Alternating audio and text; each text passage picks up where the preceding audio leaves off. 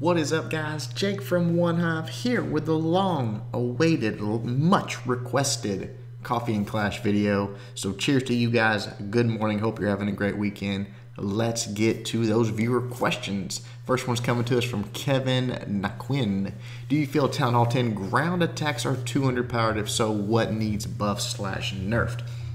Yeah, I do. I see too much air attacks, and I've already addressed that a little bit in the update notes.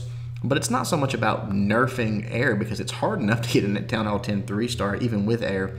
I would like to see the traps nerfed against ground, probably more than anything spring traps at Town Hall 10. Now, not at Town Hall 11, at Town Hall 10, because what you're seeing is it's just too much. I mean, you can throw too many troops out. That along with the Inferno Tower and the,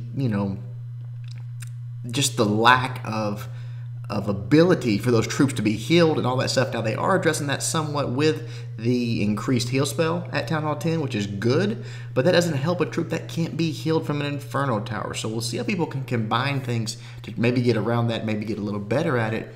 But basically, I would like to see a little nerf to some of the ground traps. Again, mainly that spring trap. So we'll see what they do. We'll see what the rest of the update brings and how ground looks after the new update. Next one's from Derek. Is it possible for Atoma to fail a raid? Yes, it is. And it's funny because, I mean, don't get me wrong, Atoma is a savage. He's such a good attacker. Probably one of the best, if not the best attacker at OneHive. But people think, yeah, he gets a 6-pack every war. Actually, his 6-pack against, I think it was Kantia, was his first 6-pack all CWL season. He had some last season, I think, but this season, that was his first one. So definitely is possible to fail as good as he is. Town Hall 10 is tough to get, so he does a great job, but for sure he does have his share of fails. Next one is from KFFC. I don't know what that says. Fill in the blank. By the time Clash of Clans stopped actively releasing updates to its players, we will be on Town Hall. The answer is 15. I thought everybody knew that, but at Town Hall 15, it's a wrap. You can all pack up and go home. Next one is from Bud Isaiah G7. Is it fair we get to a free loss for a match that never took place? No, it's not fair, but life is not fair, Bud. You got to get used to it. So that's just the breaks, man. Just fight through it. Next one is from Cayenne. What was your wife's reaction when you said you were gonna start playing and streaming YouTube again? I'm not sure she was 100% on board. I'm not sure she's still 100% on board, although she does have fun on the streams and whatnot. But yeah, she knows how much of a time sink it was for me the first go around, and I think she wants to try to not see that happen again. But we'll see. Yeah, she's okay. I mean, she's supportive, but yeah, probably not her favorite idea in the world. Josh Pozan. Besides just recruiting, how does OneHive stay as elite clan consistently without ever seeming to drop to rebuild? Well, there's some truth to that, and there's some, that's not true. Obviously, OneHive has had its ups and downs like any clan has, but I will say that I think a big part of that goes to the leadership. I think it has a lot to do with like what I talked about in the videos today. Yesterday for you people, but when you build an environment that people are attracted to, a friendly, a competitive, serious and adult, mature environment without trolls, without cheaters, without all that stuff, people are attracted to it. And I think that's what has kept us sort of in that spotlight for a long time, is that we are one of the very few clans that have that mindset and never waver from it. Just continual fair play and respectful behavior and all that good stuff. We just don't tolerate all the nonsense, and I think a lot of people are attracted to that. So that's my opinion. Next from Iconic, do you think CWL should change to Town Hall 11-10's breakdown and make no dip wars? Thoughts on Town Hall 9 game situation role at the moment? I do not think that we should have a rule of no dips. I don't like that. The game is the game, and we should play it how it's meant to be played, and dips are part of that. Now, that being said, I would love to see more Town Hall 10s, more Town Hall 11s, and the game move in that direction, because Town Hall 9 is essentially dead. I mean, it's too easy. We saw that in the Clash Cup event, where people were getting, perfect wars in a 10v10 in under 5 minutes. That's pretty crazy. So yeah, it needs to be harder to get 3 stars there, and it's not, so we need to move to the harder area. But I've given my opinion on how they could fix that and keep Town Hall 9s, because I do love Town Hall 9s, don't get me wrong. But what they need to do is make it to where when you do a dip attack, it is just like you are that Town Hall. So if you want to take more Town Hall hits to do that, you can. But if you're a Town Hall 11 dipping down to a 10, you don't have your Warden, you don't have the extra spell, you don't have the extra troop space. You just dip down as you were another Town Hall 10 and take the shot. Same thing if you're a Town Hall 10 dipping down to a Town Hall 9. That's going to make those lower levels mean something. It's going to be important. The fact that over half of the CWL Invite League community is Town Hall 9, and yet they really don't mean anything in a war. I mean, very, very, very little is disappointing. It's wrong, and I wish they would fix it, but they're probably not going to. So the answer is probably just continual movement towards Town Hall 10 and 11 for everybody. Mateo, do you think the update will have a drastic impact on wars and or the war community? If so, predictions.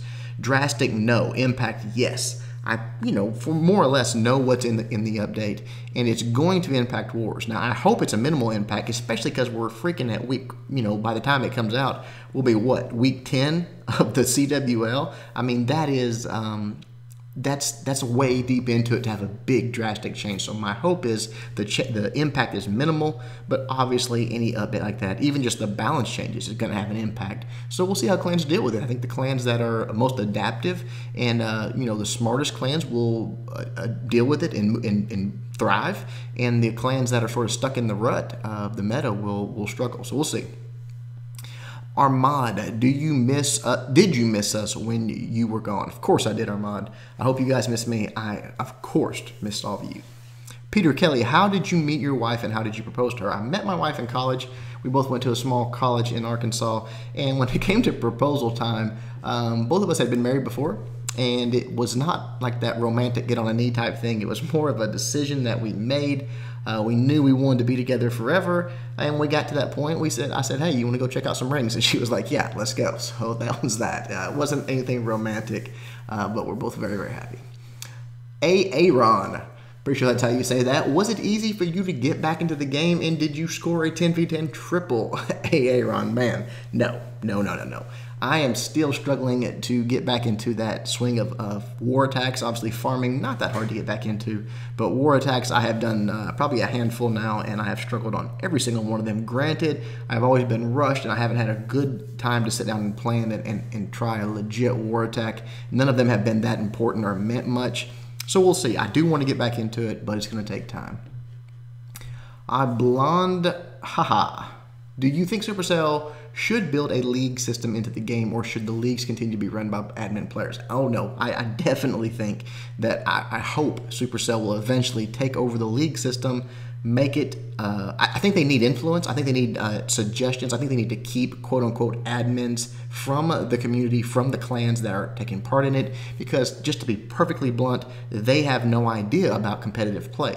They just don't. A lot of them don't do it. In fact, I would say 90% of them don't do competitive play, if not more. So they definitely need our help, but it needs to be official. It needs to be ran by some disinterested third parties that make the ultimate decisions on things. But I absolutely want them to get involved and make it official, put it in the game, have a tab right there next to that pushing tab that says CWL. So we'll see if it ever happens. Clash Clinic, what do you think about, quote, versus battles? Suppose real-time PvP, since it's been confirmed to be in the update. I think it's going to go one of two ways. It's either going to be awesome, it's going to be that new game mode that we've all been wanting for so long, and it's just going to be amazing and revitalize the game and give us all something to do between wars and war attacks and all that stuff, or SuperCell's going to screw up and it's going to be terrible. Now, I really am hoping for the former. I think it could be awesome. I mean, just make it something cool, make it fun, competitive, and make the matchups competitive. Don't put people that are not, what I hated about Clash Royale is when the matchups came out, they were not fair. You were almost constantly attacking someone or battling someone 1 to 2 levels higher than you. If that's the case here in Clash, it's going to be absolutely rip. And if they base it off cups, it's going to be that way because cups mean nothing. If they base it off of a quote-unquote war weight or attack weight or something like that, it's going to be awesome. So we'll see how they do it. I'm really hoping for the best, sort of expecting the worst type thing. Team Pride Esports. Is it possible for the CWL could grow enough of an audience to attract esports organizations like Team Solo Mid, Cloud9, etc.? Possible, yes. Likely, no. There's no question.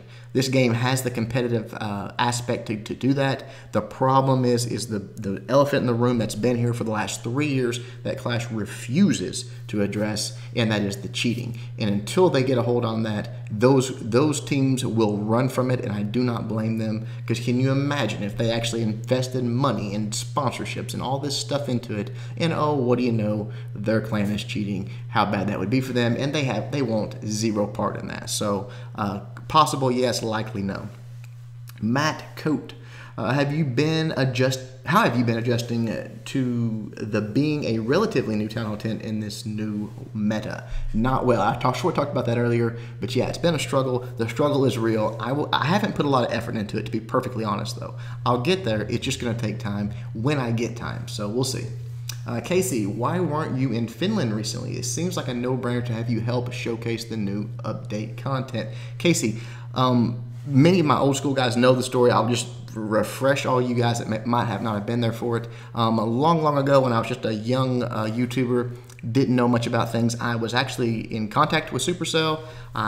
It was shortly before ClashCon. I was sort of begging them to collaborate, or whatever you want to call it, have some support from them, come and help them with things, and them help me. And I thought it was going that direction. I did get an invite to ClashCon, and then sort of mid before that, right around that time, they completely broke off contact with me. I have absolutely no idea what I have ever done to them.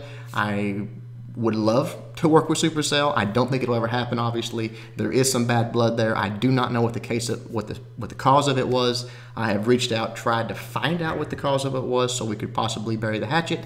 Again, no response, no return of the emails. So again, I don't know why I wasn't there, besides to say that I'll never be there in all likelihood. So it is what it is. Yeah, I would love to help out with things, but that's not the case. Red Rum, how come there's so much drama around the league with the prizes? Nothing. Red Rum, for whatever reason, people, okay, I always make the comparison of children and and parents. And consider all of the people that play this game, children, even the people like myself that are grown and play this game. For lack of a better term, we are children and we're playing a game, and that we have parents, which are SuperCell, that do not enforce any set of rules. It's no different than the kid in the store, the kid in the restaurant, that the parent sits there and says, don't do that, don't do that, don't do that, I'm going to do this, I'm going to do that, and nothing ever happens. So what does the kid do? He continues to act up, and nothing ever happens, because he knows that there's no consequences. And if there's no consequences, there are no rules. And that's exactly what you see in Clash of Clans. So the reason there's so much drama is because people are attracted to it, because they know they can get away with it. They can't go to Call of Duty or to any of these other games that are out there that are popular, even Clash Royale. They can't go there and just straight up cheat and get away with it. So they're attracted to a game where anything goes. And that's our little corner of the world here. So unfortunately, that's the reason. And until SuperCell steps up and puts an end to it, it will continue. The last one to us today comes from Scott Warren, sort of a three-part question. Glad you're back, Jake. You're the best war general out of all the YouTubers for COC. Just wondering what your take is on engineering. We're seeing a lot, but still won't. What your expert opinion is. Is it cheating? Would you like to see done about it? I know the YouTube community does mostly arrange wars and doesn't see the random. No, I know what you're saying, and it is a problem. And I've given my opinion about it. It's pretty simple. You make a war weight that is, quote, off. It's a twofold war weight, and you're weighted as your higher one. So you have an offensive war weight and you have a defensive war weight. And whichever one is the higher is the one that you're actually ranked as for the algorithm to get matched up. So if you have a defenseless Town Hall 11 with max offense, guess what? You're a maxed offense Town Hall, or you're a max Town Hall 11. You're going to get matched up against a max defense Town Hall 11. Same thing if you're a Town Hall 10 with now Town Hall 7 defenses or whatever, etc. You're going to be matched at whatever your highest algorithm ranking is, whether it be offense or defense. Pretty simple solution, implement it in the game, and all of a sudden it's not near as appealing to be that maxed out offense and no defense base. So there you go, guys. Hope you enjoyed all of the questions. Please leave me questions in the comments below for future videos. Welcome back, Coffee and Clash. Guys, hope you enjoyed it. Until next time, Jake from OneHive, doing my best to help you guys suck less.